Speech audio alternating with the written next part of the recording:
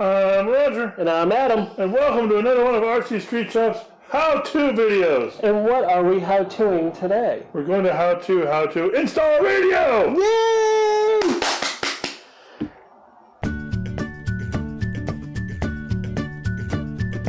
Today we're talking about what you're going to do if you want to install a new radio in your car. There's special request via email. That's right. From a viewer. You know who you are.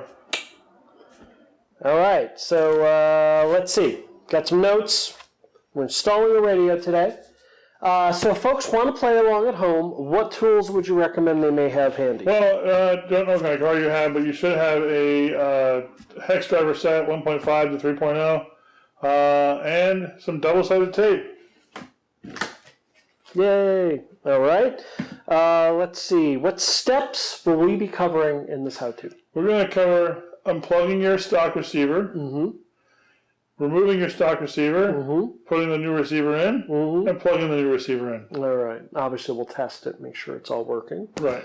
All right. Well, I think that's going to cover it. So we're going to dive right in and get to it. Okay. All right. So here we have our Kyosho SC6, new truck that just came out. So technically, we don't actually have to change the radio list, but we're using it as an example. Right. It's a nice truck, and it's simple. So it makes for quick videos. So what you're going to do is you're going to have channel 1, channel 2, and so on here. Channel 1 is always steering. Channel 2 is always throttle. So your speed control goes in 2. Your steering servo goes into 1. So we're going to unplug these. We're going to pretend we're taking this out. There we go. It's gone. Okay. Now we're going to install a new receiver. Now, we mentioned before. So for this demonstration, we're using a Futaba what? This is a 3PL. 3PL. Yeah, there you go. See, there's a brand new radio, brand new receiver. On your receiver, B means battery. That's for nitro cars. Okay. Does not concern us here. But if you have a nitro car, you plug your battery power into here. Okay. 1 is for steering, as we mentioned. 2 is for your throttle. So we're going to look at here and go, where are these coming from? This here is our steering plug. Now, we have Futaba-based stuff here, so it all has this little ridge that doesn't allow you to plug it in backwards. So we're going to plug it into 1. All right. We're going to plug that into 2.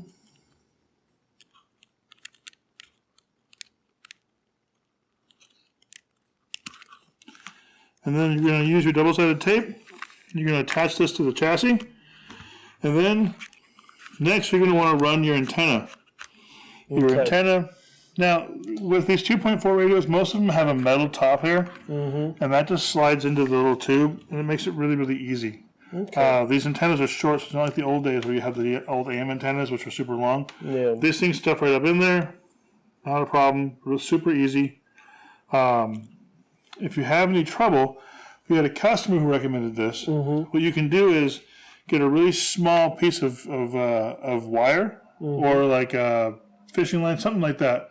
Tie it to the end of this, run that through, and pull it through. Okay. Not a bad idea if you can execute it correctly. Okay. So, anyway, now we have our receiver here. We have our radio. Yeah. So, we have our trusty battery here. All right, this is a shop battery. Don't mind it if it's a little banged up. Plug that guy in. Then we're going to turn our car on. Oh, I take that back. We're going to turn our controller on first. All right.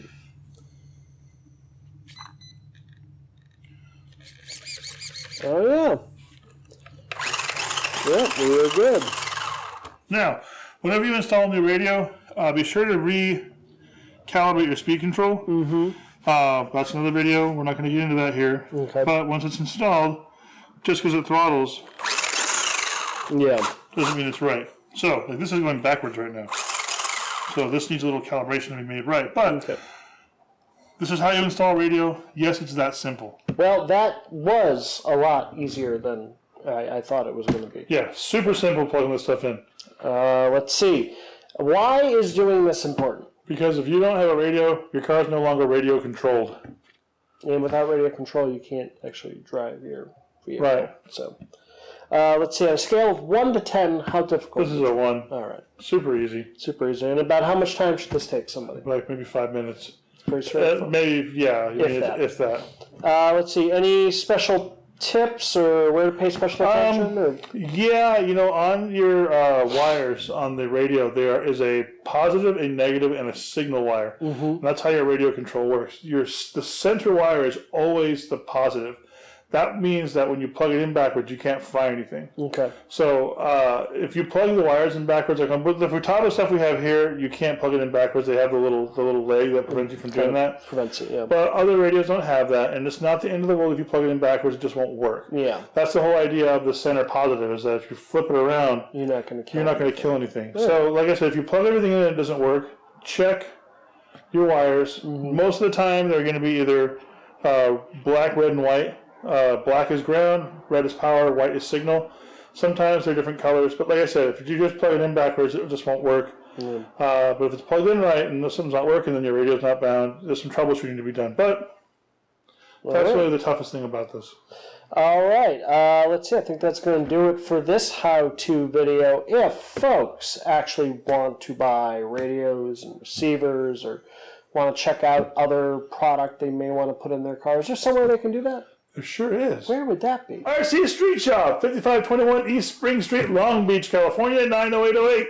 And if folks can't actually come to the store, is there a way they can pick up the phone and call us? Is there a number they can There is, but you're missing out. Oh, yeah. Well, I agree. You should come down for the whole experience. Well, if you can't come down, 562-425-9000. And if talking on the phone just gives you all sorts of social anxiety, you'd rather send an email, that's fine too. You can do that at info@rcstreetshop.com.